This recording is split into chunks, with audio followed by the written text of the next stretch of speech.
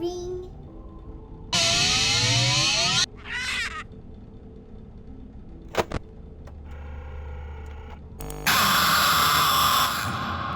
Well, it seems that your journey has ended. Very sorry about that. It was always going to end this way, of course. If it weren't by me, it would have just been by some other, terrible thing. Just, you could not imagine how terrible it would be. Just, I get scared thinking about it. I'm glad it's not me. It reminds me of a time I was speaking to my good friend Orville. We were we were sitting on a park bench watching the pigeons. I was on the left, he was on the... Oh, wait, was I on the right or left?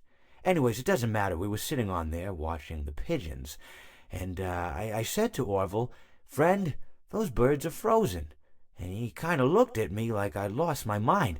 But I reminded him that it was winter, and often birds will sit in a tree until they freeze.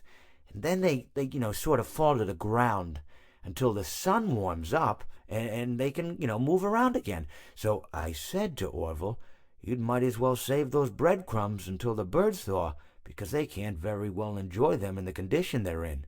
To which he asked what I meant, and asking what condition the crumbs should be in before he threw them to the birds, assuming that I meant the birds couldn't enjoy the breadcrumbs in the condition that the crumbs were in, when in fact I had meant the birds could not enjoy them in the condition that the birds were in, considering that the birds were frozen. So he took a moment and then threw his last handful onto the ground. I said to him, "Orville, why did you throw the breadcrumbs to the birds when I just told you they're frozen?" To which he responded, "The breadcrumbs are not frozen." Again, misunderstanding my words. I didn't mean to say that the breadcrumbs were frozen when I said I told you they're frozen. I'd been referring to the birds. In hindsight, what I should have said was, and this would make perfect sense, "Why did you throw the breadcrumbs to the birds when the birds are frozen?" He misunderstood upon my correction, stating that he didn't know what else to do with the breadcrumbs, and that perhaps, when the birds thawed, they'd still be able to eat the crumbs. So I said to Orville, and this is what I said to him, I said, "Orville, the birds may be dead,